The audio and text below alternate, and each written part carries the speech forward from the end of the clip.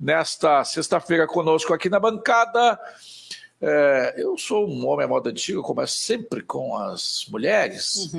Fernanda Bart, vereadora reeleita de Porto Alegre, e que hoje se sorteia o nosso convidado especial, o Padre Kelmon. Eu nunca tinha conhecido um Kelmon na vida. Conosco o Silvio Lopes, jornalista. Eu não conhecia esse Kelmon. Eu acho que Kelmon deve ser o único. Eu já fiz pesquisa na internet e aí não encontrei ainda um outro Kelmon. Perguntou alguma vez para o pai e para a mãe de onde saiu isso? Minha mãe me disse que era um médico que cuidava da gestação, que chamava Dr. Kelmon, e ela, em homenagem a esse médico, colocou o nome. Pois é, o Padre Kelmon que é baiano, né? Baiano. Mas não fala baianês. Não, eu falo baianês. Eu tenho todos os costumes da Bahia. Seja bem-vinda, vereadora eleita. Muito obrigada. Reeleita. Já tinha vindo aqui depois da reeleição? Sim, eu fui a primeira, eu acho, na terça-feira depois da eleição. Né?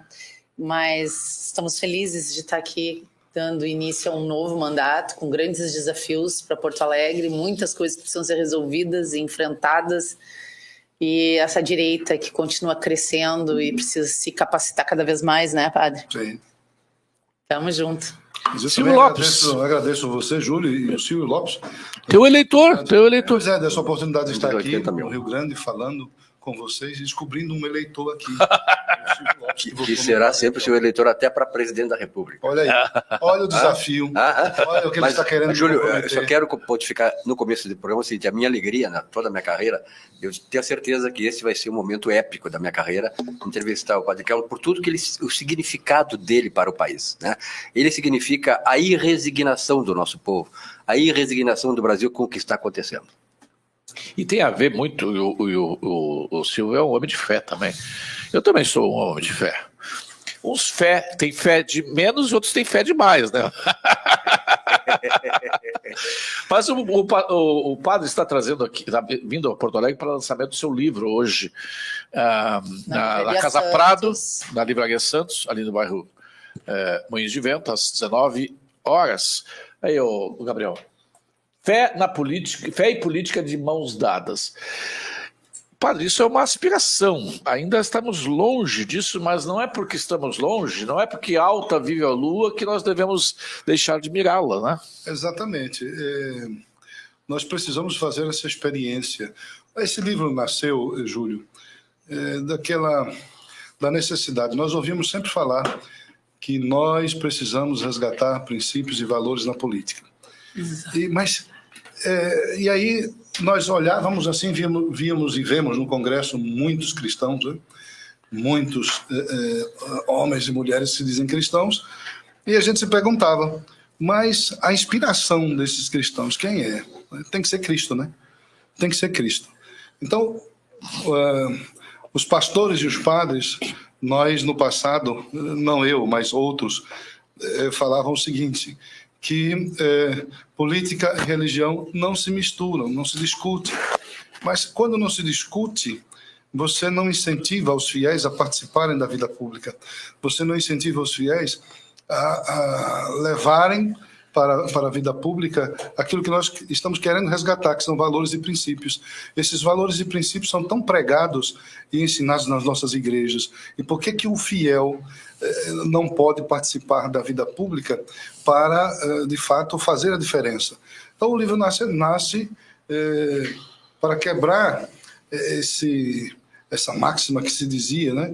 Que religião e política não se discute. A gente quer dizer o seguinte, que a inspiração nossa precisa continuar sendo o Cristo. Aí nós falamos de cristocentrismo no livro.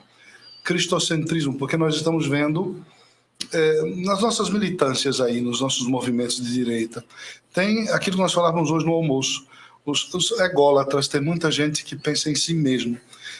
Primeiro eu, segundo eu, terceiro eu, quarto o eleitor. Aí no livro a gente quer dizer o seguinte, é uma linguagem muito simples, voltada para a juventude, para que o jovem se desperte mais para a vida pública. Despertando-se para a vida pública, este jovem possa buscar no livro alguns fundamentos que a gente vai apontando. Olha, quem vai ser a sua inspiração na política? Quem é que vai te ajudar a tomar decisões quando você precisar dar uma canetada. Em quem você vai buscar esse modelo e essa referência para os seus atos políticos no seu mandato? Em Gramsci, em Stalin, em Lenin, nessa turma toda aí do início do século XX, que nós já sabemos os frutos que eles causaram na sociedade. Então, o livro mostra aí um pouco dessa trajetória do início do século XX, aonde a inspiração, um político se inspira nesses camaradas aí, apenas frutificam negativamente na sociedade. E o que é que nós queremos dizer? Que o jovem, que é uma linguagem para jovem, o jovem, hoje na política, precisa também buscar no próprio Cristo esta referência de servir a comunidade. Porque Jesus Cristo não é uma fonte de serviço, ele mesmo não se coloca como o grande servidor de todos. Então, por que nós cristãos não podemos nos inspirar nele e essas práticas serem levadas para a política? Então, é isso que nós queremos dizer nesse livro, né, para motivar o jovem a participar mais da vida pública. Eu lembro de um personagem, o senhor está falando, eu estava me lembrando de um personagem bíblico, padre, que ele se tornou um político, se tornou um administrador público, mas ele levou para a política e a gente às vezes reclama da política, os políticos são tudo iguais, os políticos são tudo não sei o que, a gente generaliza, mas os políticos são representantes de quem os elegeu. E a pessoa, quando vai para a política, ela leva os valores que ela tem na vida civil. Sim. Eu lembrei de José no Egito. José foi governador do Egito e foi usado por Deus para, naquele período de vacas magras do povo de Israel, poder ser um provedor.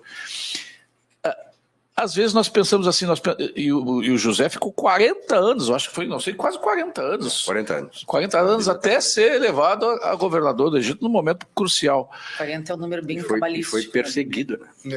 Então, às vezes nós temos muita pressa, primeiro, nós temos muita pressa na política, nós queremos entrar na política com qualquer representante, nós não depuramos o nosso voto, nós achamos que jabuti nasce em árvore, não nasce em árvore. Está lá o deputado do Centrão que vende a liberdade dele e a nossa, mas ele foi votado, o padre. Sim.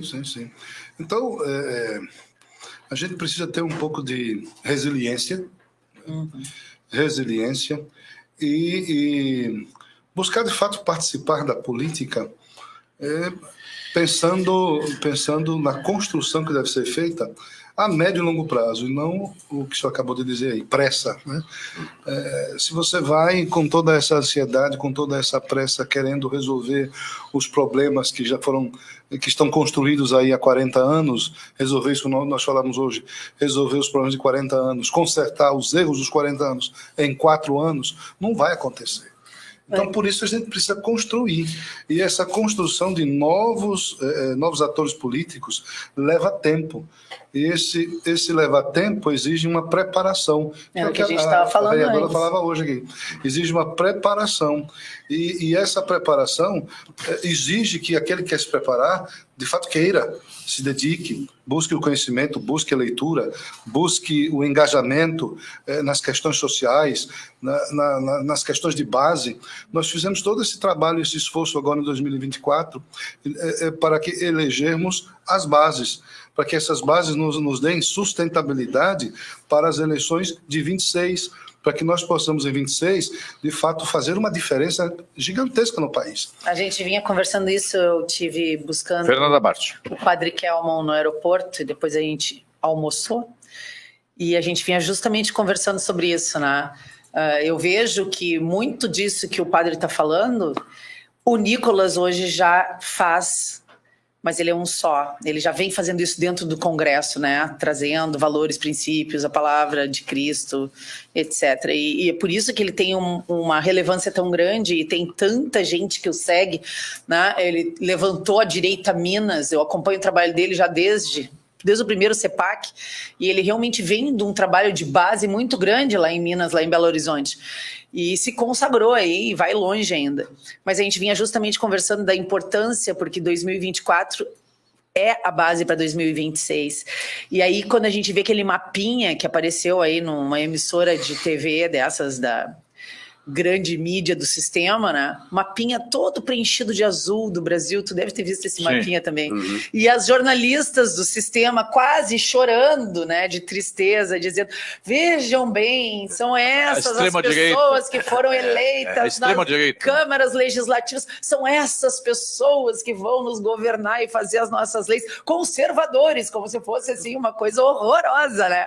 E eu bem feliz vendo aquilo e pensando, como é que eles não entendem, eles ficam meio em choque, eu digo, os representantes do sistema na grande mídia, porque eles não conseguem entender como, apesar deles, da militância deles e do discurso hegemônico que eles exercem na TV aberta, como é que nós conseguimos eleger o maior número de cadeiras nos legislativos no Brasil inteiro? Porque a sociedade é conservadora, padre. E eles não conseguem entender. E despertou, né? A sociedade brasileira é de direita, é conservadora e busca, sim, valores, princípios, mérito, o respeito à sua fé, o respeito à família, que são valores que a gente já defende e que são valores da civilização judaico-cristã, né? Mas Silvio, isso aí, Fernanda, mas Silvio Lopes, às vezes a pessoa é conservadora e não sabe. É conservadora e vota na esquerda. Porque ela não entendeu ainda que os seus valores não têm. Os valores que ela, no fundo, ela defende, que no fundo ela acredita, eles jamais serão defendidos pela esquerda, ela não consegue perceber. Há uma dissonância cognitiva aí. Na verdade, eu pegando um gancho aqui do que o padre Kelman falou, essa questão de que política e religião não podem se misturar e tal. Eu, como professor, um tempo atrás, uns 10 anos atrás, eu falava que nós precisávamos despertar para o que se chama ideologia. A ideologia foi um termo criado na Revolução Francesa, etc. e tal. E o que ela identifica? É um nome que se dá a uma ciência social que tem lá as suas peculiaridades, tem seus propósitos e tal. Então, nós, quando se falava, não quer saber de ideologia. Neste momento, nós estamos vendo que realmente nós precisamos ter esse conhecimento e o despertar da nação se dá exatamente por isso. Porque o que é a ideologia? Ela vai mostrar o que a esquerda defende, o que a direita defende, são os valores. A ideologia, ela, de certa maneira, ela engloba, ampara todos os valores. E na medida em que nós, tempos atrás, e até agora, isso é um fenômeno brasileiro, nós repudiamos, nós deixamos de saber o que é ideologia, esse foi o grande problema, quer dizer, nós fomos engalfinhados, nós fomos engolidos pela dialética dessa ideologia assassina, que nós sabemos que é assassina. Mas Silvio, agora eu vou provocar o padre Kelman, mas enquanto a gente estava cheios de dedos para associar política e fé, né, e religião, a esquerda já estava infiltrada na igreja, na teologia da libertação, na CNBB, tá lá o BOF, tá lá os livros todos que eles produziram, então tentando criar uma narrativa de que Jesus Cristo era de esquerda,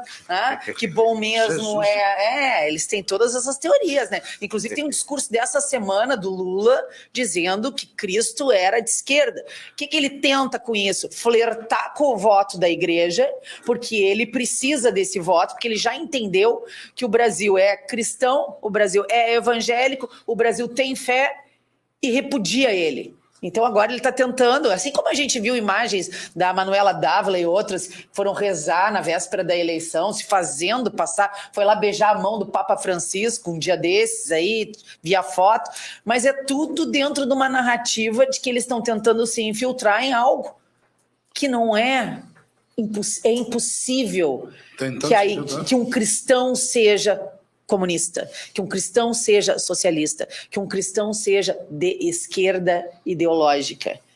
É impossível. Mas não dá, justamente, não dá para um cristão ser comunista, não dá para um cristão ser socialista. Acho que foi ontem, ou anteontem, morreu o pai da Teologia da Libertação, né? O Gutierrez, faleceu. De fato, a Teologia da Libertação foi essa infiltração aí do pensamento esquerdista dentro da igreja, manipularam a igreja, usaram a igreja para disseminar essa semente de ideologias de esquerda nas comunidades, né?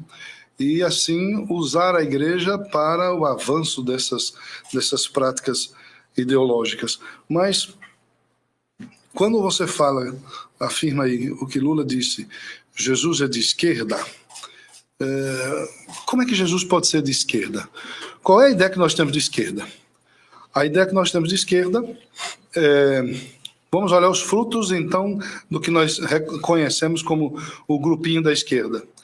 Nós temos ali Stalin, né? Stalin, lá na Rússia, que matou milhares de pessoas, destruíram as igrejas ortodoxas, matou dezenas de padres. Nós temos aqui os grupos de esquerda do nosso tempo, ali como é o nome daquele país? Nicarágua. Na Nicarágua, Daniel Ortega acabou de mandar prender padres, pastores, absoluta, né? Expulsou religiosos e freiras. Nós temos aqui outro exemplo de esquerda, Nicolás Maduro, mais de 8 milhões de pessoas que saíram do país, né? Foram expulsas do seu país porque não conseguem mais sobreviver ali, então são obrigadas a sair. Então nós temos exemplos do que é esquerda. E aí, uma pessoa afirmar que Jesus é de esquerda, ele quer dizer que Jesus é isso? Os frutos do Cristo são esses frutos? Não pode ser. Então Jesus não é de esquerda. Começar, padre, que a esquerda é contra a liberdade. Pois é. Jesus ele diz, eu vim para que sejas livres. Eu vim para que todos tenham vida, e vida em abundância. E sejam livres, foi para a liberdade que vos libertei. Exato. Então não pode ser de esquerda. E Jesus não é de esquerda, Jesus já diz o que é que ele é. Eu sou o caminho, a verdade e a vida. Jesus é isso. Tolstói, num dos livros dele, ele dizia o seguinte, que a liberdade, nós não temos que lutar pela liberdade, a liberdade pela liberdade, nós temos que lutar pela verdade, porque a liberdade é fruto da verdade. E é por isso que a gente não vê a esquerda falar em liberdade, porque se ela defendesse a liberdade, ela tinha que antes, o pressuposto é de estar com a verdade, e eles não gostam da verdade. Esse é o grande paradoxo da esquerda. Mas tudo manipulação. Olha só aqui, ó. Essa semana saiu uma informação que a gente precisa prestar atenção e alertar o nosso público, alertar as pessoas com quem a gente convive e tem possibilidade de falar. Frente mais ampla, o governo Lula prevê alianças à direita para evitar avanço do bolsonarismo no Senado em 2026. É isso que eu te falei. Eles acham que os cristãos vão cair nesse golpe, que os evangélicos vão cair nessa lorota. Mas, Fernanda Bart, infelizmente uma parcela cai. A gente tem que reconhecer. E o que é pior, Padre Kel, algumas lideranças ditas cristãs, porque para mim de cristão não tem nada, né? Namoram com a possibilidade eles ficam todo assim, os olhinhos brilhando quando como é que eles estão loucos para ter uma emenda para chamar de sua, louco para ter um cargo para chamar de seu, louco para ter um governo federal para chamar de seu, e aí se vendem, padre. Tem muitos que foram eleitos porque defendiam os valores cristãos, chegam lá no Congresso e eles vendem a liberdade deles. Posso falar? Pode. Posso falar? Tem um partido, né, que se fosse realmente um partido de pastores, um partido ligado à crença, à fé e à religião, jamais apoiaria o Lula nacionalmente. Tu está falando do partido mais conservador do Brasil? É o Republicanos. Pois é. Da Igreja Universal. Isso é uma cilada. Cilada, Bino, cuidado. Viu, vereador? Já estou por frente. Vereadora. Gostamos dessa profecia.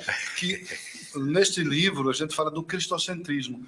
Como é que um grupo de pastores, né, que além de estar na política, mas não deixam de ser pastores, não vivem o cristocentrismo político, que é simplesmente isso. Fazer com que estes valores do Cristo sejam pregados e vivenciados na atuação política. Porque talvez eles tenham substituído esse cristocentrismo por um podercentrismo, outra coisa. Uma ambição... É o mesmo Deus de sempre, é o Deus mamon, é o dinheiro. Eu não quis dizer isso, mas é isso. Traiu aquilo que você representa. Então é isso que eu estou dizendo no livro. Não podemos partir disto. Nós temos que resgatar isso. Se nós perdemos isso, nós temos que resgatar isso. Porque se nós estamos na política como religiosos, tem muitos pastores, padres eu acho que 1 ou 2, não sei, mas pastores são muitos, então a gente precisa resgatar justamente isso, o cristocentrismo político, aonde eu não me deixo vender. Genuíno, né, padre? É onde eu faço a diferença. Não esses vendilhões do templo que usam da fé e da crença das pessoas e usam de um discurso religioso, na verdade, só para atingir um objetivo que é chegar ao poder. Na verdade, eles só estão usando a religião como uma ferramenta para chegar ao poder, que é ao contrário do que o senhor prega aqui. Mas chegando ao poder, veja bem, um homem, um pastor, um padre que se dedique de fato à política, buscando esse cristocentrismo político, chegando ao poder, Se ele vive isso, se ele faz isso, obviamente vai encontrar inúmeras dificuldades e barreiras dentro da própria política, mas se ele consegue fazer isso, ele vai, de fato, resgatar o que a política está precisando. O que é que a política é? A senhora não é servidor do povo? A política é a arte de servir.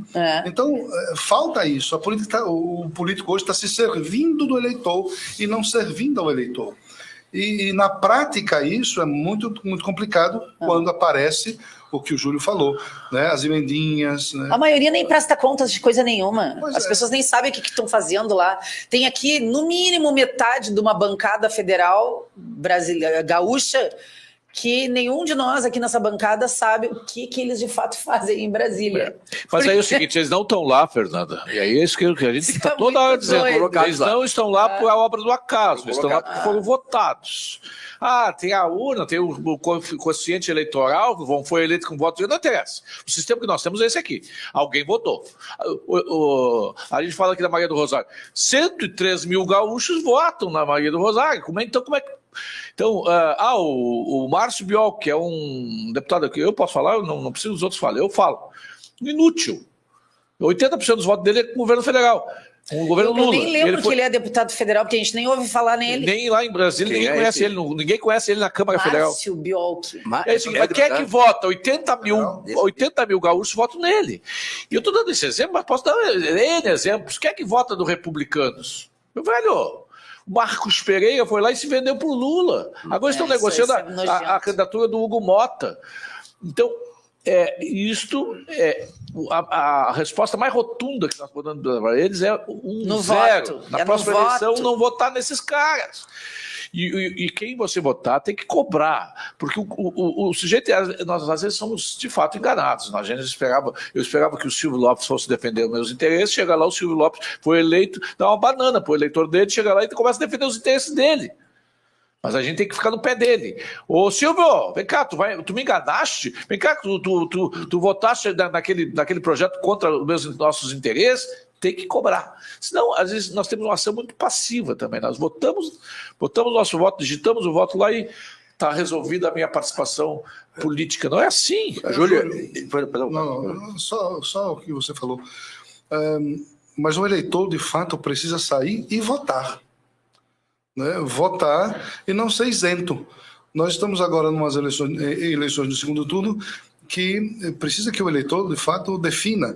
Não deixe de votar ou votos brancos e nulos para que uma minoria seja eleita, uma minoria com um pensamento todo contrário à maioria, uma minoria de esquerda que assume o mandato porque a grande maioria se isenta, está acomodada. Então é preciso que as pessoas participem disso, para depois não reclamar do que a sociedade está vivendo. O senhor está num veículo aqui que é um veículo que talvez seja o único no Rio Grande do Sul que, com este destaque, defende a liberdade, defende as liberdades individuais e tal, e defende princípios e valores. Então eu lhe pergunto o seguinte, na verdade o Júlio colocou uma questão que eu acho que é o grande problema que nós temos, a falta de conhecimento político da população, a falta de saber exatamente o que está em jogo numa eleição, né? E isso nós vamos conseguir à medida em que tivermos mais esse tipo de veículo dissimulando disseminando essas ideias, esses conhecimentos, para que a população se informe melhor, mas eu vejo que já há um progresso nisso, mas é uma coisa muito de mais tempo. O pessoal assim, ok, vem cá, tu vai votar numa ideologia, os pastores, por exemplo, os crentes, os fiéis, uma ideologia que quer o fim da tua igreja, que quer fechar a tua igreja, que é contra a tua fé. Quer dizer, as pessoas parecem que não sabem que estão votando num cara que logo lá adiante vai não servir aos interesses delas. Estão anestesiados. Exatamente. Porque, como o senhor diz, os cristãos que votam em ideologias comunistas e socialistas, a gente já sabe o que é que eles querem. A gente já sabe que o comunismo e o socialismo prega aí a ausência de Deus. Deus não existe. Morreu, não, acabou. Deus é o líder deles, político, porque eles substituem Deus por Mao Tse, por Stalin, por Fidel.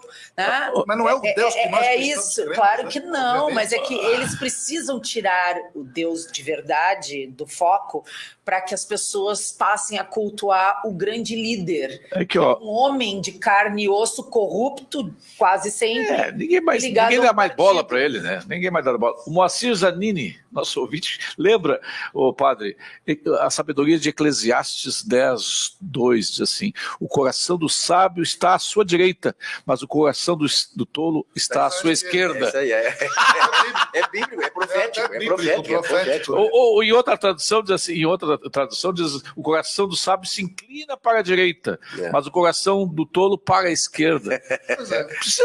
Tem que desenhar. É por isso que tem alguém que quer reescrever a Bíblia, né? Alguém que é ligado a esse segmento também. Estamos conversando aqui com o Padre Kelmon. Olha, Kelmo Luiz da Silva. Só faltava ser Luiz Inácio da Silva. Meu Deus. Vai estragar meu nome. Como é que foi aquele embate lá com o Padre Kelmo? Tem 1,85 m. Quando ele chegou, eu disse: pô, eu pensei que era menorzinho, pensei que era baixinho. Todo mundo acha que é mais baixinho. Todo mundo faz essa mesma indagação comigo. Eu preciso fazer um comentário. Desde a hora que eu peguei ele na saída lá do portão do desembarque, até a hora de chegar aqui, era gente parando o padre para tirar foto na rua. Né? É sempre assim, em tudo que é lugar, é muita foto. Assim. Muita foto. Aqui meu celular, aqui pessoal, aqui, tira uma foto com ele, eu quero dar meu... Tá, mas aí... O que eu estava falando que vocês me cortaram? Que ele era perguntou sobre como é que foi aquele embate lá com o Lula. Olha, e o Lula é baixinho, o Lula deve estar na barriga do... Lula deve estar na barriga, eu acho que... Qual dos clones? Olha, Júlio, ali foi a oportunidade que eu tive... No debate da Rede Globo. Uma oportunidade que eu tive para tentar buscar dele a verdade. Eu queria que ele dissesse às pessoas a verdade, mas não disse, né? Para mim foi uma experiência única, né? Única. Eu nunca imaginei, primeiro, em ser candidato a presidente da República. Nenhum padre pensa isso, em ser candidato a presidente da República. Depois estar diante daquela figura em que a população toda ela, ou quase toda ela, ojeriza. Então, eu tinha que fazer algumas perguntas, como fiz. Infelizmente, aquele senhor, ele ficou bastante nervoso, né? Perdeu o equilíbrio. Ele chamou de padre de quermesse. Tentou me menosprezar. Chamou de laranja, chamou de quermesse, chamou de tudo.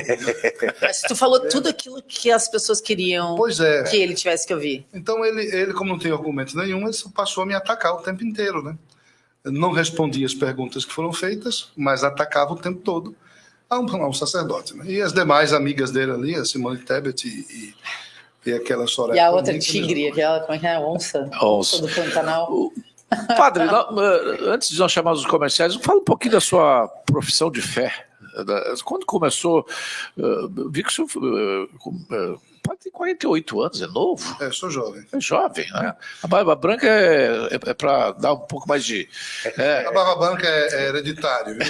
Meu avô e meu pai, já com 30 e poucos anos, já tinham os cabelos e barbas brancas também. Mas você quer saber um pouquinho a minha trajetória religiosa, né? Eu começo a minha vida na igreja com 19 anos. Na verdade, eu já articulava... Não sei se a palavra é articular, mas eu já liderava grupos de jovens, né, numa paróquia, e queria fazer um pouco mais. E aos 19 anos já fui crismado, já maduro, não se costuma crismar assim nessa idade. A partir daquele momento eu fiz um voto na fila do crisma e dizia o Senhor Jesus Cristo, dizia: olha, eu quero colocar a minha vida para fazer alguma coisa que vale a pena nesse mundo. E, a partir dali, eu fui atrás de uma paróquia, encontrei um pároco que me apoiou, e ele me pediu para ver o que na paróquia me agradava, o que tinha o meu perfil. Então, eu saí procurando os grupos, Legião de Maria, Apostolado da Oração, Pastoral da Criança, e descobri ali a Legião de Maria, passei a me dedicar na Legião de Maria, formamos grupos de jovens, liderei esses grupos de jovens e passei a atuar pastoralmente na comunidade. Este padre, então, um dia me chama e diz: olha, você já está há 2 anos fazendo um trabalho muito bom aqui na paróquia, acho que você deveria participar de encontros vocacionais, porque parece que você é um vocacionado. E aquilo começava a brotar dentro de mim, fazer aquele serviço à igreja me realizava. Então, eu fui encaminhado para os encontros vocacionais, e desses encontros vocacionais, eu fui direcionado já, tem um tempo, né, um ano e pouco, fui direcionado para o seminário e permaneci no seminário. Isso na Igreja Católica? Isso na Igreja Romana. Romana. Católica Romana. Ou Católica Romana. Isso na Igreja Romana. E fui para o Seminário dos Legionários de Cristo, saí da Bahia, todo o trabalho era feito na Bahia, o bispo de lá mandou os seminaristas para um seminário que estava iniciando aqui em São Paulo, lá em São Paulo, que era o Mater Ecclesiae, e aí permaneci no Mater Ecclesiae por um bom tempo, e lá no Mater Ecclesiae é que eu descubro a Igreja Ortodoxa, eu não sabia da existência, né? Na verdade, a gente não, nas catequeses que a gente fazia, não se falava muito de igrejas ortodoxas, igrejas orientais. E lá, no seminário, numa aula de metafísica... Não a ortodoxa anglicana, não? Não. A igreja ortodoxa são várias. Russa, né? tem a Rússia, tem a grega, tem a armênia, são étnicas. Etíope. Então, foi ali, numa sala de aula, que eu descubro sobre a igreja ortodoxa. E eu me encantei com tudo aquilo que o professor falava. Eu dizia, eu quero descobrir, eu quero saber onde é que existe uma igreja assim para participar. E aí, nos finais de semana, nós tínhamos uma folga de sábado, eu comecei a frequentar esta igreja que o professor me orientou, e me encantei. A igreja em São Paulo, Melquita. E aí me encantei com essa igreja e comecei a ficar muito próximo do bispo de lá, e até o ponto de fazer parte. Pedi para fazer parte, ingressei, e aí começa a minha trajetória na igreja ortodoxa. Depois eu sou ordenado já na igreja ortodoxa síria, e depois sou diácono, e depois ordenado sacerdote na igreja ortodoxa do Velho Calendário. São várias igrejas ortodoxas, né? E continuo. Tem uma do Peru? Tem a do Peru que eu estou hoje. A do Peru. De tradição sírio-malancá. Pois nem importa, né, padre, qual é o ramo da igreja que está. Importa que, como o senhor falou, que Cristo seja o centro, né? Sim, os valores Cristo como centro.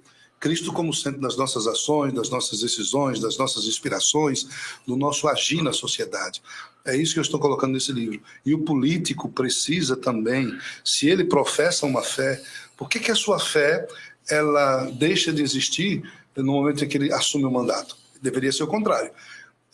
Na hora que assume o mandato, aí mais ainda, esta mesma fé no Cristo deveria ser muito mais vibrante, muito mais atuante, para que as suas decisões, que o seu engajamento político tenha toda essa conotação cristocêntrica, onde ele vai buscar no próprio Cristo a sua fonte de inspiração, a sua fonte de decisão. Eu vou fazer tal projeto de lei, eu vou votar em tal projeto de lei que me apresentam. Por exemplo, o aborto, né? O aborto, que não deveria nem ser discutido num país cristão como o nosso, não deveria nem ser pauta de discussão nenhuma no Congresso. Deveria ser ponto final. Aqui não se discute e nós defendemos a vida. Mas aí o cristão, o político cristão ali, cristocêntrico, faria o quê? Obviamente que sempre ia vetar todas essas aberrações que vão diretamente contra o cristianismo. Então, o que a gente busca, o que eu estou tentando dizer nesse livro é isso, que a fé e a política, elas se completam. Por que se completam? Porque ambas querem, a política é para servir a comunidade. A fé a política precisa ser iluminada pela fé.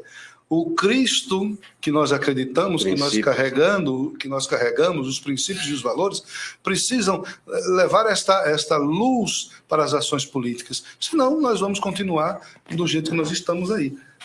Ególatras, apenas negociações, né? A política passa a ser um balcão de negócio e não um lugar de transformação social, de serviço, de pensar em legados que se deve deixar na sociedade, de pensar em uma geração futura que precisa da nossa atuação mais servidora na política, né? Vamos ao nosso primeiro intervalo comercial. Na volta, vamos continuar conversando com o Padre Kelmo. Aí eu quero saber dele assim, como é que compatibilizar. Nós vamos falar dos assuntos do dia, por exemplo, Hoje o Gustavo Gayer acordou às 6 da manhã com a Polícia Federal na sua casa, no seu gabinete, em casa de seus assessores. E mais uma ação de intimidação. De muita fumaça e pouca ação. E nós vamos falar sobre isso, vamos falar sobre a novela que o PT quer criar agora. Vai investir 110 milhões de reais a TV Brasil para fazer a sua primeira novela. Eu imagino os valores que vão ser propagados através dessa novela da TV Brasil. Imagina que lixo que não vai ser. Mas eu quero ver depois também com o padre como é que ele compatibiliza o sacerdócio dele com a ação política. É o seguinte, que a TV Lula, a TV Brasil, vai lançar sua primeira novela. Está investindo 110 milhões em produções audiovisuais independentes, abrangendo 7 linhas temáticas. Vai ter a sua primeira novela original. O que pode se esperar, Fernando Abates, de uma novela feita pelo Lula? Quais os valores que vão estar nessa novela? Quantos cotas de gênero vai ter nessa novela aí?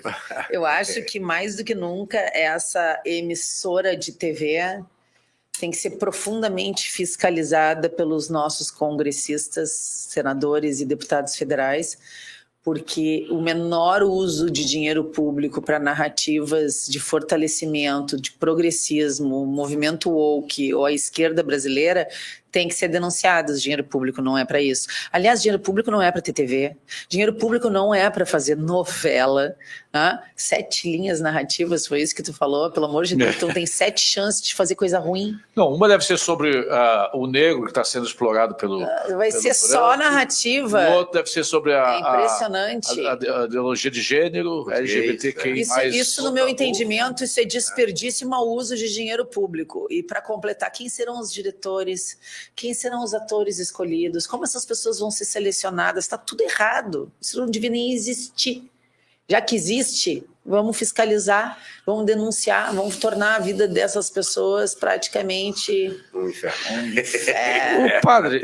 Mas eu acho ainda que isso aí ainda é cabide de emprego. Né? Também. Então, dá para fazer uma lista de tudo que está errado nessa ideia absurda, aí, né? E tem mais.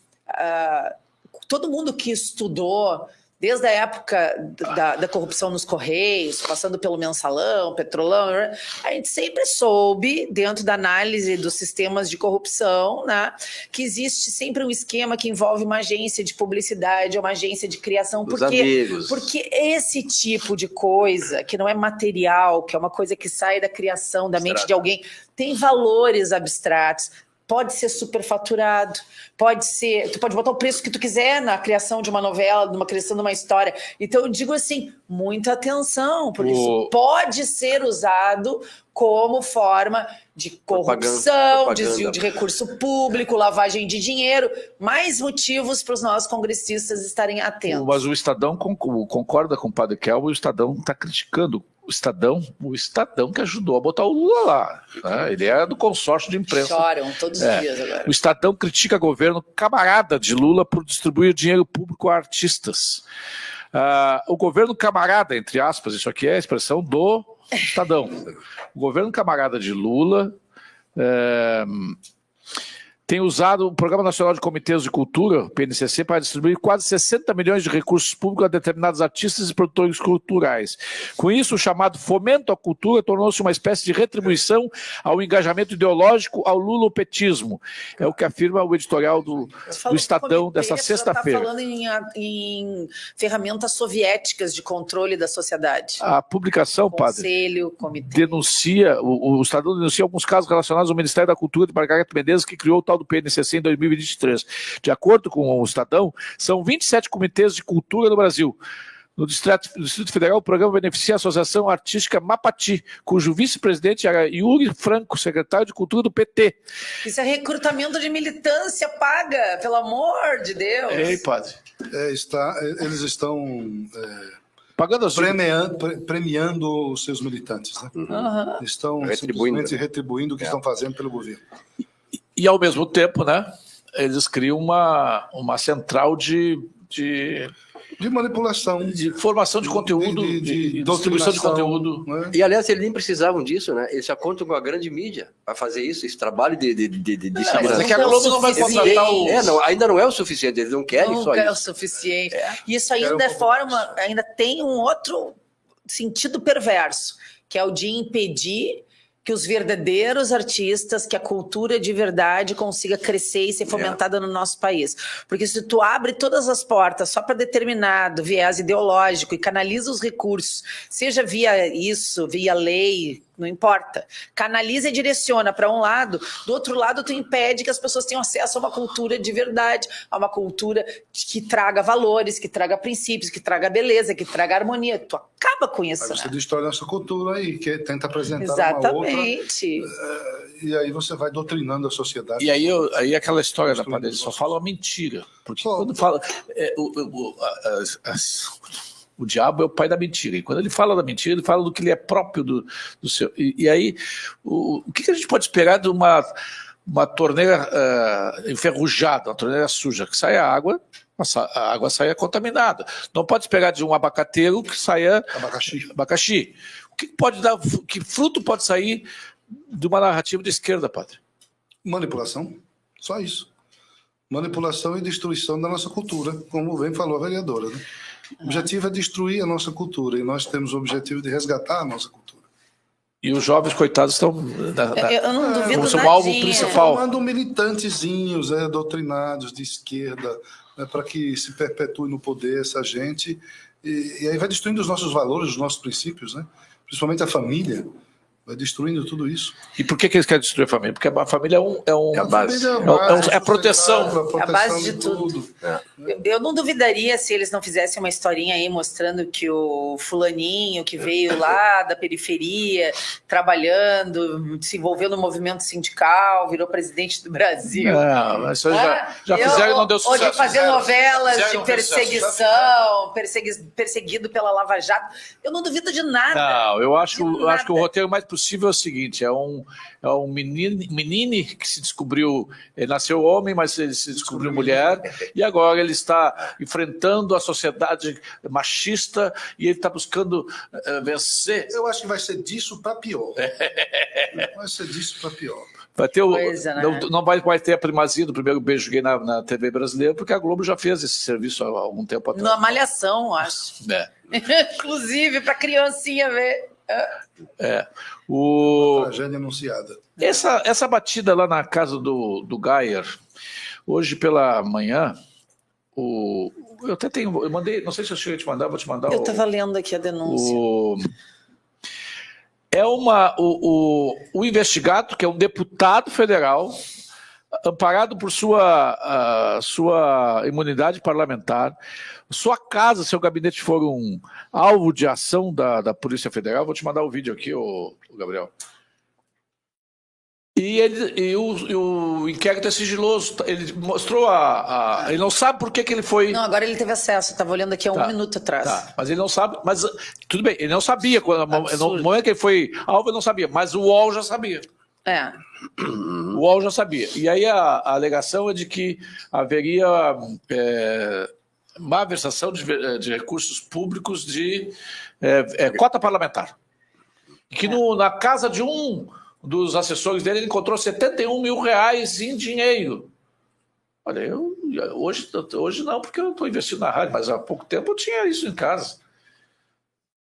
Não é fácil. Isso por si só não prova coisa nenhuma. Não prova nada, né? Vai ver como a dona Sandra sabe. Vai vender um carro, tu tem o dinheiro. A dona Sandra sabe administrar a tua grana, né? Não, eu estava lendo a denúncia, dona Sandra, que não é fácil. Júlio, eu estava lendo a denúncia e parece que diz respeito à alocação de uma sala que foi feita com verba, teria sido feita com verba de cota parlamentar, e que nessa sala ele fazia não só coisas do parlamento, mas também estaria emprestando para um curso de inglês gratuito para crianças pequenas. Isso é o que mais ou menos eu entendi. Já pensou dar curso de inglês para criança pequena, gratuito? Ou seja, nada, entendeu? Se isso aí é base para fazer uma busca e apreensão na casa do deputado, é só porque eles estão de pente fino, tentando achar alguma migalha para perseguir toda a direita brasileira, inclusive na véspera da eleição, Fernanda, né? tu que é parlamentar, o mais grave de tudo isso aí é o seguinte, né? Onde é que está o Congresso Nacional? Onde é que está o presidente do Congresso Nacional? O Congresso tem que ir aqui, eu não quero, o cara é parlamentar. E a Polícia Federal não tem nada mais importante para fazer. Tráfico de gente, tráfico de drogas, tráfico de armas, esse é mais atualizado tráfico de criança. Né? Esse do X aqui é mais Dinheiro atualizado. escorrendo pela tríplice fronteira para minar a guerra contra Israel, e os caras estão fazendo o quê? Perseguindo o Gaia. Não, os 51 milhões achados naquele apartamento lá, que era do Gedel Vieira Lima, foi liberado. Não tem problema. É que é 50. Mas também é o seguinte, né? 71 mil reais. Como é que uma pessoa vai ter 71 mil reais em casa? Pois é. É brincadeira. Mas se fosse 55 milhões, né? Isso sim.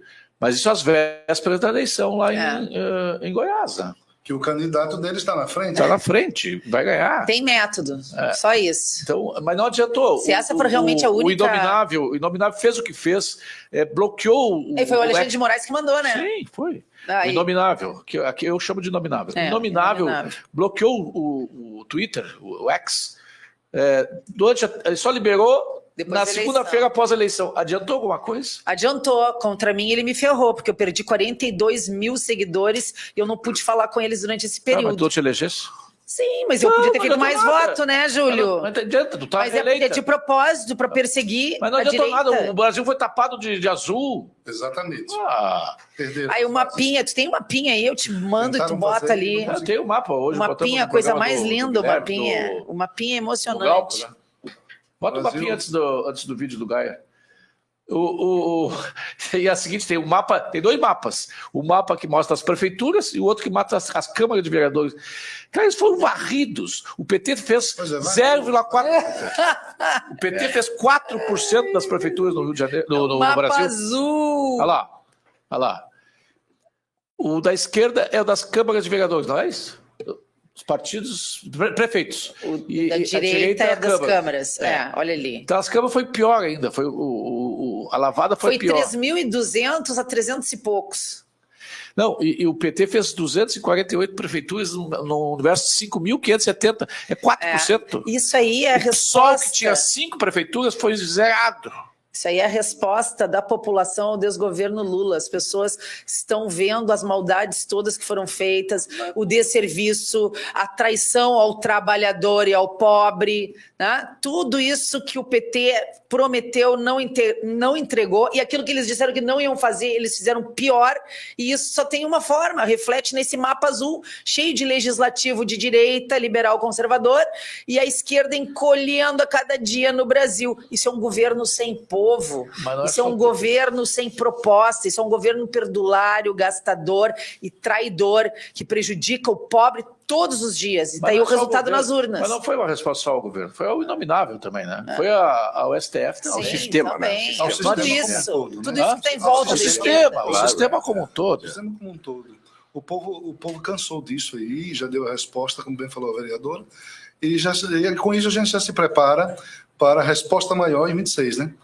Porque essa eleição passou por aqui 26 em 24.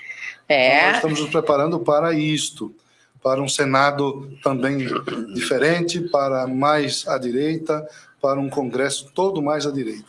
E a gente poder fazer a diferença. Mas se a gente sabe tudo isso aqui, isso aqui é nós temos que ficar alerta. Se a gente sabe tudo isso aqui, o mais burro servidor do STF também sabe. Claro, eles também sabem que a batata deles está assando. Então eles vão agir e reagir o quanto puderem para até 2026 tornar todos os potenciais candidatos ao Senado inelegíveis, fazer os maiores arbitrariedades para que não aconteça o caso de nós termos, como há a previsão aí, o outro dia o Eduardo Bolsonaro disse que nós podemos ter 54 senadores. Uau. Imagina nós com 54 senadores. 2 terços do Congresso. Aí a espiral da impunidade eterna acaba, né? Vai ser a festa, ó. Muda. Aí o Brasil muda. Porque se tiver 54 senadores, hoje nós temos 32. 32 assinaram o pedido de impeachment. Foi 36.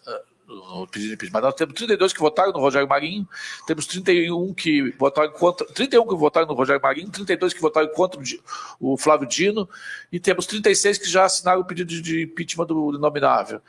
Nós temos torno de 30, 32, nós tivemos 50, 54, meu Deus do céu. Esse é o medo. Por isso, quero mandar um abraço aqui para o Bernardo Godolfin, que fez o Superchat, desde ontem funcionando o Superchat aqui na Rádio Mais Brasil. Ele diz o seguinte, ó: somos a maioria, mas precisamos nos organizar melhor. A Vera Soares, Novo Hamburgo na audiência, boa tarde, amigos da Trincheira. Obrigado a todos os nossos ouvintes que estão participando aí com o Superchat. Tem mais aqui, Marcelo Martins, São Paulo na escuta, beijo grande, Júlio, satisfação em vê-lo na bancada, Padre Kelman. Obrigado, Marcela. Marcela? Marcela. Eu li Marcelo, mas o tio Júlio tem que trocar de óculos. Padre, uma curiosidade, eu sou o cara que mais pergunta, porque se eu não pergunto, eu fico sempre na curiosidade. Sim. E essa sua boina? Isso não é boina, não. Não é boina. É um toca? Falaram de tudo, né? Uma boina é um Toca? Toca, chapéu, mas isso chama esquimo. Como? Esquimo. Na verdade, isso é um véu monástico, não é? Então, o sacerdote ortodoxo dessa tradição sírio-marancá utiliza isso na cabeça como um distintivo diante da sua própria comunidade clerical. Os padres que usam este esquimo são reconhecidos pelos demais como padre monge, que é celibatário. E os padres que não utilizam na cabeça são os padres casados. Você é casado? Os homens casados. Não, sou monge. E essa sua aliança aí? Não, isso aqui é um sinal de compromisso com a igreja. Né? Sim, Casou com a igreja. Olha só. com a igreja. Viu como é bom perguntar, porque as pessoas Não é não casamento, não. Casou com Jesus. Casou com a igreja, né? É. Igreja, para servir a igreja e a comunidade, né? Interessante. Teve gente que falou, eu li no UOL, uma que é a touca, usa a touca indevidamente, porque não sei o quê, porque tem, né, Sem que conhecimento. não era sacerdote, não sei o quê. Mas falaram de tudo. Na época da campanha presidencial, o Júlio, falaram de tudo, tentaram me desconstruir de todas as formas. Né? É o que eles fazem, né? Como compatibilizar, padre? Aquela pergunta que eu deixei no bloco anterior. Como compatibilizar o seu sacerdócio com a ação política? Olha, isso foi até discutido no Sínodo dos Bispos em Peru, que é a sede da nossa igreja ortodoxa está em Lima, né? E em fevereiro de 2023, nós discutimos isso, sobre essa ação política aqui do Padre Kelmo no Brasil. E ficou lá determinado que toda essa ação política aqui passaria a ser uma pastoral. O Padre Kelmo faria uma pastoral política. Desta ação política se tornaria uma pastoral, ou seja, um serviço prestado eclesiasticamente à sociedade brasileira dentro da política. Assim como existe na Igreja Romana a pastoral da criança, a pastoral da juventude, e que tem líderes e que tem padres que assumem isso e fazem grande parte da sua vida, dedicam-se a essa causa, a igreja me permitiu fazer isso. Então, toda a ação é pastoral. E aí, como é que eu aproveito isso para fazer ações sacerdotais ministeriais? Por exemplo, nessas eleições agora de 24, eu estive em algumas cidades do interior da Bahia, acho que 10 ou 12, e em algumas cidades da Paraíba, em Recife, e eu estou fazendo ali todo um trabalho pastoral político, partidário também, mas ao mesmo tempo eu visito os enfermos, eu ministro a unção dos enfermos para aqueles que estão doentes, eu celebro missa. Por exemplo, lá na Paraíba nós visitamos uma casa de recuperação de drogados. Lá eu fiz um trabalho de ouvir as pessoas, os drogados. Ouvia cada um, as suas histórias. Depois, Capelanato. Capelanato. Podemos dizer que sim. Ouvi as histórias de cada um. Preparamos um ambiente para depois ministrar ali o sacramento da Eucaristia. Celebrei missa lá nesse local. Depois fizemos um encontro de pastores nesse próprio ambiente, que era dirigido, esse ambiente ministrado por pastores. E em outro momento, nas ruas de uma capital, eu estava panfletando, eu saí a campo também para panfletar, e em um determinado momento eu vi naquela praça muitos mendigos. E aí até eles me viam, que eu Matina, oi padre, deixei o que estava fazendo politicamente para ouvir aqueles homens que estavam ali na rua, pediam oração, fazer oração em cada um, conversar com cada um. Então dá para você conciliar. E a sua relação com as demais igrejas, tanto evangélicas quanto romanas e de outras ordens? De amizade. De amizade, de aproximação. Agora, impressiona a mim muito mais a ligação com as igrejas evangélicas. Para mim, me impressiona. É mais fácil do que com a igreja romana? Os pastores se aproximam mais, e eu também dos pastores. Há uma abertura entre nós muito grande. E aí, por isso, nós, às vezes, até atuamos juntos em situações políticas e pastorais. Né? Não seria a igreja apostólica romana mais engessada, né? Mais fechada a novidades, a qualquer coisa. E dentro do que a Fernanda está falando, que eu ia dizer assim, a igreja católica ela tem uma tradição, né, umbilical com a esquerda, com o PT. Sobretudo, as comunidades eclesiais de base não são isso? Pode ser que isso seja aqui no Brasil, porque, de fato, tem uma certa ligação com a esquerda, né, o progressismo na igreja romana. E eu, declaradamente, não sou progressista. Declaradamente não sou da teologia de libertação. Então, talvez, por isso que não haja, da parte de alguns padres, uma aproximação. Mas, com a igreja evangélica, me impressiona toda a abertura, todo o contato. Para a nossa audiência que não sabe, quais as principais diferenças entre a igreja ortodoxa e a igreja romana? Olha, eu vou dizer que tudo começa ali no cisma, né? No cristianismo antigo, nós éramos uma pentarquia que dá para contar nos dedos. Eram 5 patriarcados, né, que governavam o cristianismo no mundo. Depois do cisma, em 1054, a igreja se divide, e aí você tem de um lado o Ocidente e do outro o Oriente, e ambos aí passam a governar de forma independente. O Oriente com os 4 patriarcados antigos, que é a tetrarquia, e o Ocidente com o patriarca do Ocidente, chamado de Papa. Então, aí nós temos a divisão que surge a partir de uma discussão teológica também, da procedência do Espírito Santo, da filioque, como se fala, e há esse racha político por conta disso. Há aquelas excomunhões históricas que um Papa lança o patriarca também Constantinopla e Roma. E aí a principal diferença, a partir daí, é a hierarquia, né? A hierarquia de uma não é a mesma que a outra. Não tem papa na igreja. Na igreja ortodoxa não tem papa. Na igreja ortodoxa são os patriarcas, ou seja, é um colégio de bispos, o sínodo, é a sinodalidade, né? Meio tipo então, presbiteriana. É discutida tudo através de um conjunto de bispos. E a igreja romana é uma pessoa, né? A figura de um papa, um monarca, ele que administra, ele que governa a igreja, né? Obviamente junto com o grupo de cardeais que nós chamamos de... Tem santos na igreja ortodoxa? Até aquela época, 1054, era uma igreja só. Então todos os santos de uma era da outra. Até 1054 e depois 1054. Os outros santos... Depois de 1054, não. Então não há... Porque houve esse rompimento. Né?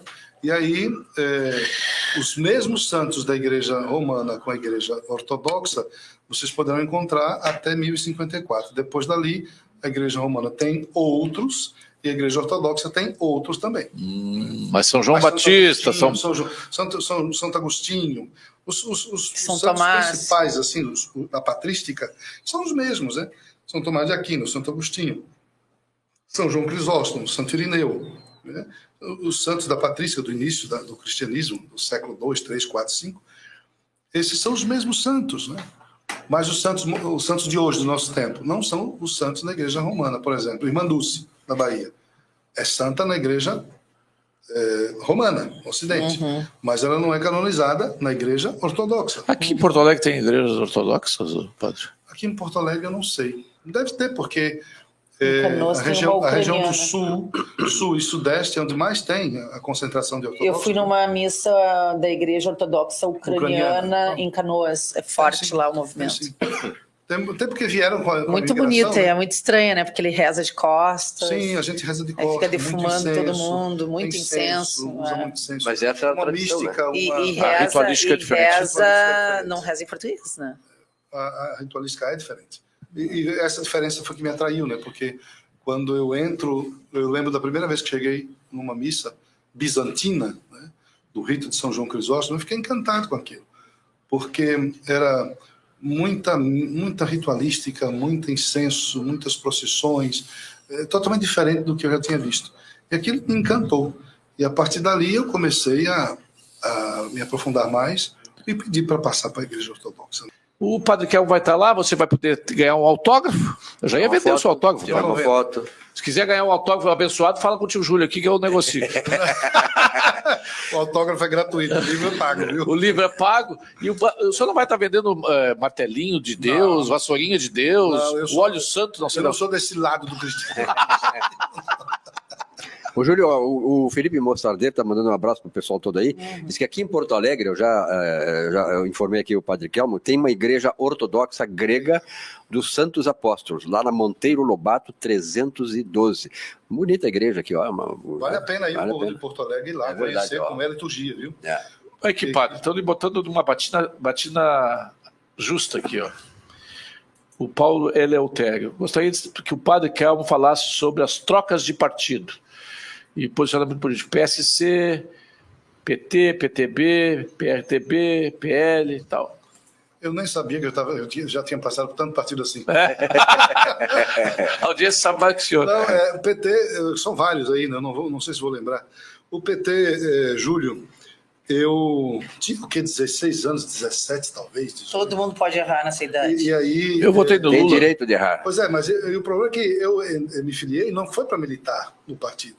Eu me filiei apenas para ajudar uma tia minha que era candidata a vereadora por esse partido. E me filiei e depois não me desfiliei mais, né?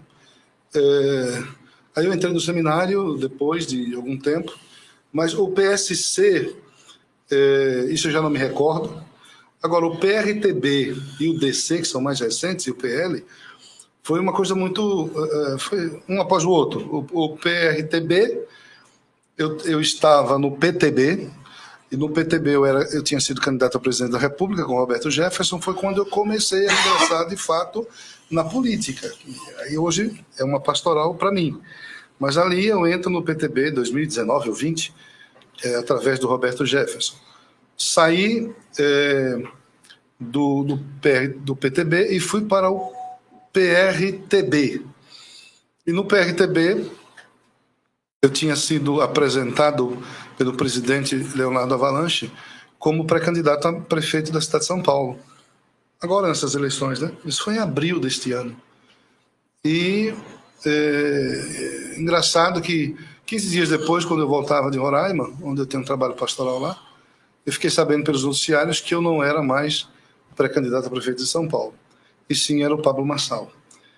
Tem até as matérias, né? Mostram.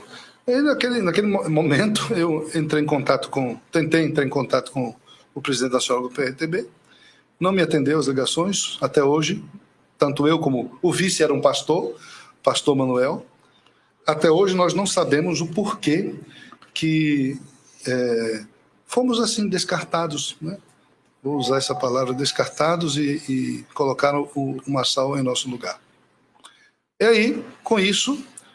alguns amigos, olha, vocês precisam continuar em algum partido que tenha a cara de você, que seja de direita. Então nós fomos apresentados ao Democracia Cristã. E ficamos ali no Democracia Cristã, fomos acolhidos por Emael, e não havia nenhuma pretensão de querer sair do Democracia Cristã. Só que acho que foi no mês de abril mesmo, nós passamos por Democracia Cristã, aí ficamos ali em maio, junho, julho. Em agosto, havia um grupo de pessoas, amigos nossos, que sempre estavam conversando comigo. Padre, olha, o pessoal da direita, os grupos mais, as pessoas mais influentes e que estão também no Foro do Brasil, essas pessoas todas estão no PL. Você precisava se juntar a essas pessoas até para apoiá-las e elas te apoiarem, formar um grupo, um bloco. Então aí eu fui acolhido por Sóstenes Cavalcante, orientado por alguns amigos. Sóstenes Cavalcante me recebe, me apresenta a Valdemar e eu ingresso no PL onde estou. E o senhor pretende concorrer a algum cargo que... O pessoal que tem muita gente dizendo que o Padre Kelmo tinha que ir deputado federal para São Paulo e tal. Qual é o seu projeto aí? Eu estou à disposição do partido, né? Sim, isso aí é a coisa mais antiga que se ouve, né, Padre? Então, sou soldado do partido. Eu vou repetir sempre as mesmas palavras que todo mundo repete. Eu sou soldado do partido, eu estou à disposição do partido. Se o partido disser, olha, eu quero você candidato a deputado federal, a senador... Mas se o partido diz assim, o que o senhor quer, deputado? Padre, o que o senhor quer? Aí, eu diria o seguinte, que como nós estamos precisando... definir bem assim um grupo de senadores que possam manter esse equilíbrio que a gente precisa, eu faria a escolha pelo Senado. Senado, em São Paulo. Pelo Senado. São Paulo não, outro estado. O senhor pode ir qual outro estado? Bahia? Qualquer outro estado, pode ser Tocantins, pode ser Roraima, pode ser... Mas em qual que o senhor vê mais aceitação? Isso aí vai fazer, Eu ainda não fiz pesquisa. O profeta tem honra na sua própria casa, não? Na Bahia não tem como. Então tá certo o provérbio. Eu já estou lhe dizendo, na Bahia não tem como. A Bahia é muito fechada, muito engessada, muito na esquerda, e já tem grupos ali. Na Bahia não tenho chance nenhuma. Mas talvez eu tenha chance na região norte, né, onde eu sou muito acolhido pelas pessoas, né, talvez tenha chance no centro-oeste, Tocantins, Roraima. Né. Já pensou o Padre Kelmo no Senado, hein? Um desses 54... Se quiser, eu estarei aqui. Um dos 54, hein? Padre. E o grande essa questão do Silvio Senado, Lopes, né? Esse aqui é o grande problema que nós temos aqui.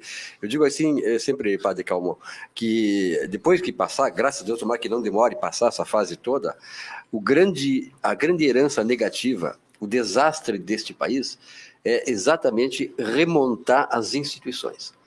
Que hoje, veja bem, todas as instituições, Congresso Nacional, OAB, Ministério Público, todas as instituições envolvidas nisso aqui, elas estão completamente comprometidas com a esquerda. Né? Então, vai ter que fazer uma remontagem dessa. E para remontar, aí que está o Senado Federal, eu acho que vai ajudar. Novas pessoas, né? E o Senado Federal fará a diferença. Isso precisa ser definido um ano antes da eleição, no mínimo um ano antes, porque o senhor tem que ter... Tem que ser definido já, né? Sim, eu sei. Até o ano que vem, janeiro, fevereiro, por aí. O Bolsonaro, eu ouvi falar, alguém me disse de cocheira, de que ele disse assim, depois das eleições municipais, eu vou pegar o mapa do Brasil e eu vou definir quem que eu vou apoiar. Eu espero que ele me coloque lá. Neste mapa. Alguns lugares já está definido assim, não o do PL, né? Por exemplo, aqui em Porto Alegre, aqui no Rio Grande do Sul, está definido que nós já temos um senador. É quase impossível o Marcel Van Hatten não ser eleito. É quase impossível. E bem merecido. Sim, um excelente senador, um excelente deputado. A outra vaga está ainda assim, né? Pela lógica, poderá ser do PL. Ainda não. Ontem teve aqui o deputado Sandro tem que te aligerar. Baita nome. Tem que te aligerar, é o meu candidato. Meu também. Agora nós temos aqui um perigo, que é o atual governador do estado. Se ele não for a presidente, que é o sonho, o delírio dele, ele vai ao Senado. E olha, ele tem muito apoio. A gente não pode desprezar a força do Eduardo Leite, especialmente no público feminino. Por incrível que pareça. Sério? Tu abre qualquer post dele no Instagram, Não. tem 4, 5 mil comentários, tu vai olhar os comentários, me empresto para isso. Ai, lindo! Ai, querido! Melhor governador do estado. Que currículo maravilhoso, hein? Que currículo maravilhoso. Não sei, mesmo sendo homossexual, assumido, casado. Mas que ele tem cara de netinho da vovó, sabe? Sei lá. Netinho da vovó. Quem é esse outro padre ao lado do Kelmo? Parece o Lancelotti. É o Silvio. Coitado, Lancelotti, ninguém merece.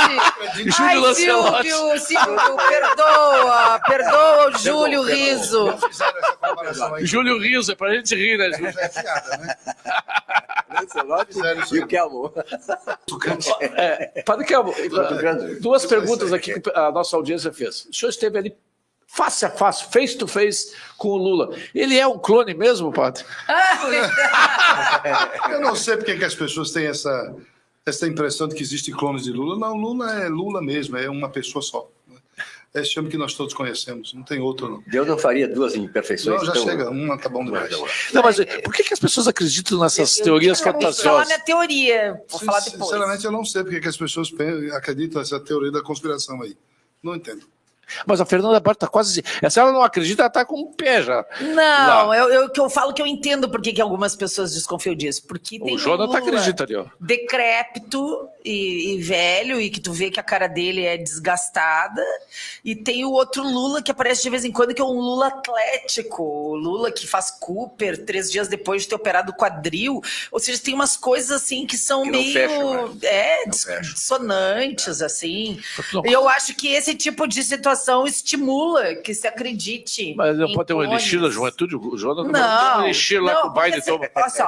Alguma coisa acontece, sei lá, eu não vou aqui fazer nada que possa tirar o programa do ar, mas eu vou aqui colocar, por exemplo, uma pessoa que bebe muito, durante dias e dias, ela fica inchada, né? Ela fica com uma outra aparência, talvez fique até com uma certa barriga, porque às vezes tu vê uma foto dele, ele parece ter uma almofadinha embaixo da roupa. Aí 3 dias depois tu vê uma foto do Lula, ele tá chapado, sem barriga. Eu digo, mas cadê a barriga do Lula? Mas tu tá com o teu fotógrafo ali, ele faz milagres. Pergunta pro fotógrafo, ele não faz milagres. Mas então tem muito Photoshop nas fotos do Lula, porque às vezes ele tá ali o cara que faz a corridinha, e às vezes tá ali o Lula que cai no banquinho tomando banho sozinho. Tem aquela piada na internet, ó. Esquisita, né? Tem a piada aquela na internet que a mulher se perde. Como é que vai achar a mulher? Você vai olhar pelo perfil da internet ali no Instagram, não acha, né?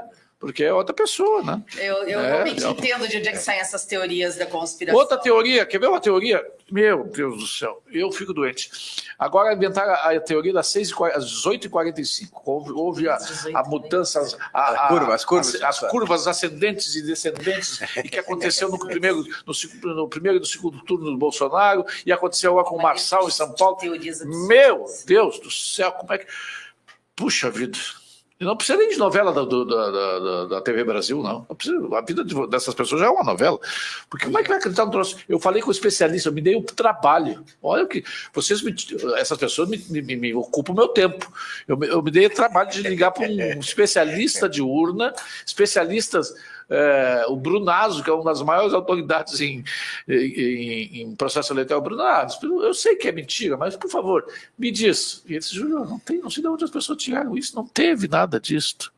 De que às 18h45, na apuração do primeiro turno da eleição do Bolsonaro, ou às 18h45, o Lula passou por ele.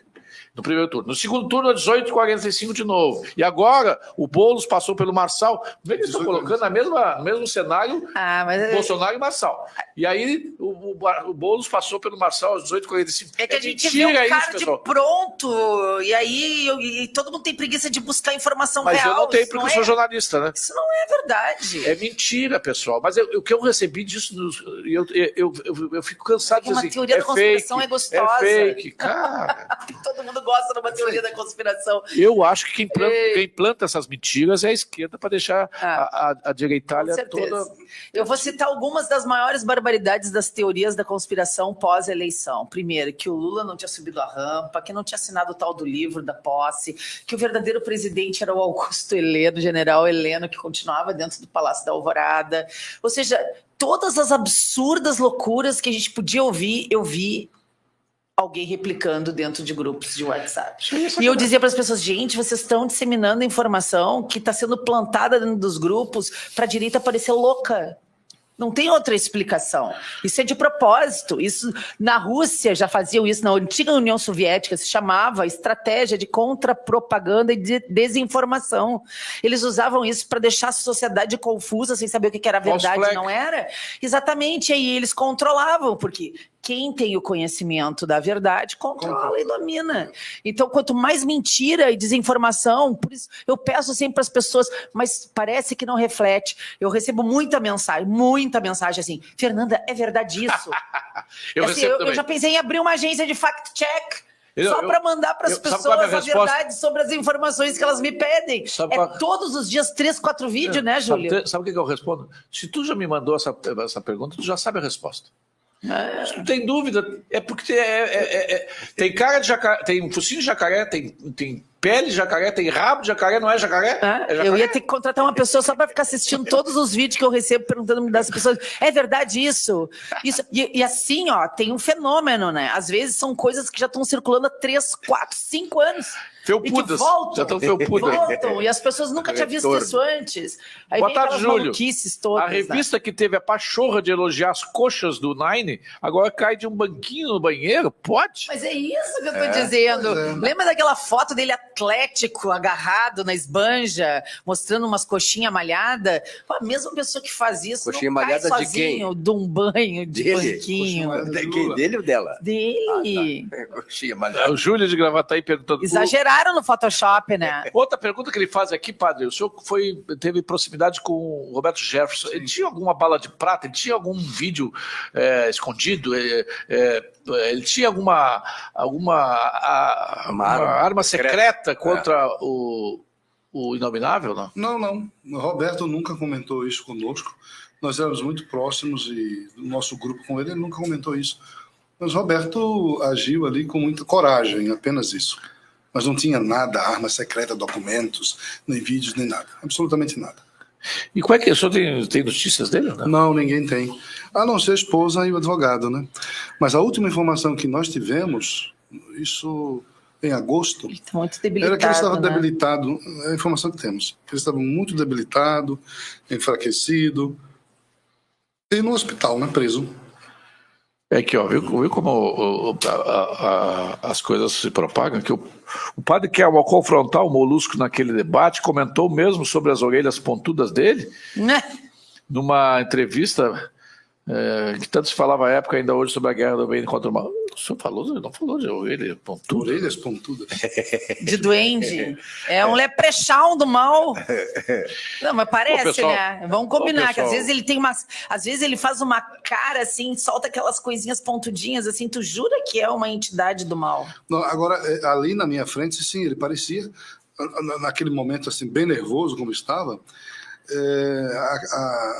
o semblante era de maldade. De pura maldade, de puro ódio. Né? De pura maldade, de puro ódio, de pura raiva. Não é? Insanidade total. Exatamente. Ali sim. Ali o senhor precisou ser monge, né? Claro.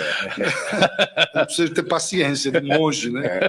Paciência de monge e equilíbrio e muita tranquilidade. Mansidão, né? Mansidão, essa é a palavra. Para ouvir e... O senhor pratica o silêncio como monge por tempos, não? Sim, a gente faz silêncio, mas pratica mais a oração mental, né? Os ortodoxos é mais aquela oração, a oração do coração. Jesus, filho de Davi, tende piedade de mim, porque sou pecador. Então, um mantra que a gente repete mentalmente várias vezes para estar em... Várias pessoas da nossa audiência estão pedindo que o senhor termine o programa com uma oração para os ouvintes aqui. Vamos pedir que o senhor, no final, faça essa oração. Dados aqui que eu trouxe para eleições domingo agora. Fernanda Bart, aqui em Porto Alegre. Eleição de domingo. A eleição de domingo em Porto Alegre, a gente ainda está procurando e cadastrando fiscais, tá? Isso é muito importante, fiscais nossos, da direita, para estar lá dentro das escolas, garantindo que tudo vai transcorrer na normalidade da legislação, né? Isso é muito importante. Muito importante. E aqui em Porto Alegre, eu acho que a gente está com a eleição bastante garantida, porém, não deixem de ir votar, todo voto conta. E o seu voto fará toda a diferença. A gente está aí trabalhando para reduzir a abstinência, né? A abstenção eleitoral, que foi de 401 mil votos no primeiro turno. A gente está tentando reduzir isso, trazendo consciência para as pessoas e mostrando para elas que se elas não votarem, elas fazem o voto do outro valer mais, né? E a tendência é que a gente vença, por óbvio, está aí todas as pesquisas unanimemente dizendo, mas a nossa vontade é que fosse uma vitória cachapante contra a Mariazinha, né? Eu queria só ler um dado aqui muito importante que a gente coletou, que é um dado nacional, que tem a ver aquilo também da bandeirinha do Brasil todo pintado de azul. que é que o PT registrou uma queda no número de vereadores eleitos de 2.806 em 2016 para 2.672 em 2020 e agora 3.116 representantes. Já o PL elegeu 4.924 vereadores esse ano. A gente teve um crescimento de mais de 262% no país, o PL. Tá? Isso é uma coisa realmente muito importante. E só para quem não sabe, na Câmara de Vereadores de Porto Alegre, veja como é a importância do PL dentro da Câmara de Vereadores de Porto Alegre. Nós temos uma bancada com 4 vereadores, né? Nós simbolizamos 23% dos votos da base do Melo, que tem hoje 17 vereadores eleitos. Os votos dos 4 vereadores do PL, 50.708 votos nos 4 vereadores, não é todos os votos do PL, foi muito mais, mas os 4 vereadores do PL somados deu 50.708 votos. É mais votos do que o MDB, o PP e o Republicano somados. Isso é um dado muito impressionante. Isso vem calar a boca de muitos que acham que a direita não está crescendo ou de que ter posição política é algo que não dá voto. O que eu mais vi nessa eleição, Júlio, foi candidatos que não têm posição política, aqueles que querem ficar sempre no muro. Esses não foram eleitos. As pessoas que se elegeram têm posição política, têm ideologia, têm posicionamento, que é uma coisa muito importante. Padre, o senhor tem estado com o Bolsonaro? Qual foi a última vez que A última vez que nos encontramos foi num evento na Bahia. Essas manifestações que ele faz com as pessoas. Não, esta foi a penúltima. A última vez que nos encontramos mesmo foi na minha filiação. Na minha filiação ao PL, quando? 14 de agosto.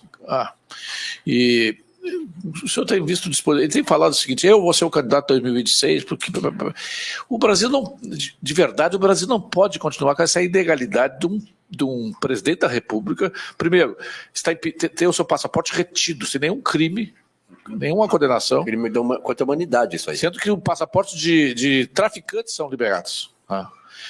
E inelegível por algo que não aconteceu, não tem nada, não tem um crime que o Bolsonaro tenha cometido. Se tivesse crime, ele já teria inclusive preso ele. O Brasil não pode continuar com essa ilegalidade. Então, quando ele diz isso, ele está dizendo assim, cara, é impossível que essa ilegalidade persista. Qual é o seu sentimento? O Bolsonaro vai ser candidato? Ele afirma que vai, e nós também queremos que ele seja, né? Agora, nós sabemos que a composição do STF que está aí, que o tornou inelegível, ela pode também torná-lo elegível. Não fez isso com o Leiner? Exato. Se pôde fazer com Lula, por que não pode fazer com ele? O que será preciso para fazer isso? Porque fazer com Lula, a gente sabe por quê, né? Aí que está. Saber o que será que precisa para fazer isso. Né? Mas acho que a liderança de direita no país hoje... mais proeminente para realmente ser nosso candidato a presidente da República, ele não tem outro.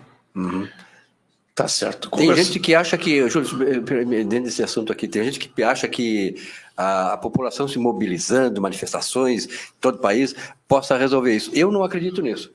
O senhor acredita que se possa, através da manifestação do povo? Não sei, talvez a pressão ajude, mas não é isso que vai definir. Né? Para encerrar aqui, nos últimos minutos, levantamento feito pelo Poder 360 mostra que de janeiro a junho, ou seja, o primeiro semestre apenas deste ano, o STF tomou 52 mil decisões. Começa que barbaridade! Que coisa, calma. Sabe quantas decisões o ano passado a Corte Americana, que tem 9 ministros, toda a Corte Americana tomou? Menos de 10? 72. A nossa, 72 durante todo o ano. 52 mil. Mas não, 52 mil foi no primeiro semestre. Que loucura. Vai passar de 100 mil.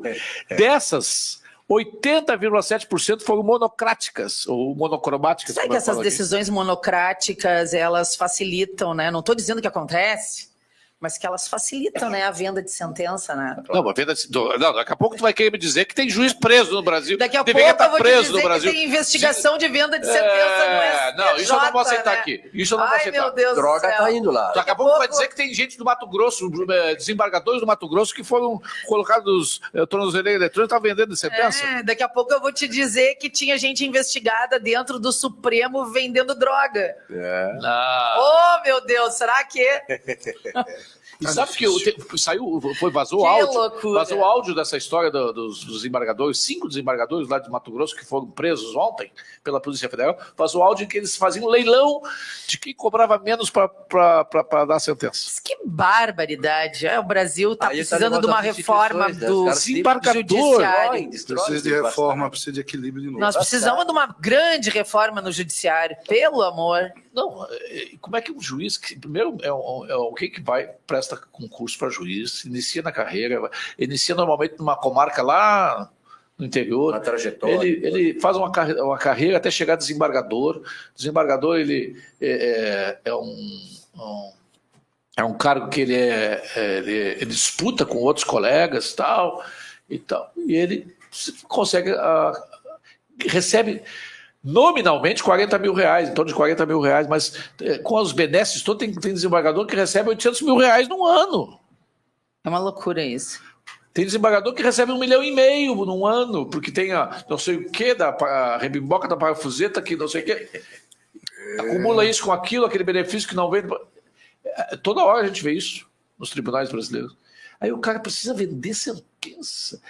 É como o jornalista, e tem muito, jornalista que vende opinião. Caneta de aluguel, tem muitos. Meu Deus do céu. Então, 80, Padre Kelma, esse número, só no primeiro semestre, de janeiro a junho deste ano, 52 mil decisões monocráticas. Ou seja, eles estão mandando no Brasil, é uma juristocracia o que a gente está vivendo. Já foi aprovado no Senado.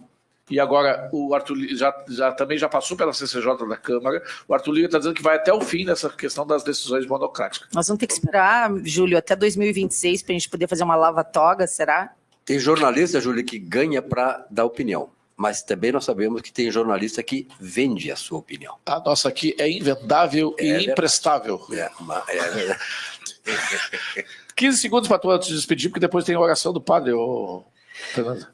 Votem, leve todo mundo que vocês conhecem para votar, não deixem ninguém para trás, porque nós precisamos de uma vitória acachapante na cidade para dar legitimidade para o Melo, para fazer tudo aquilo que ele precisa fazer já no primeiro ano.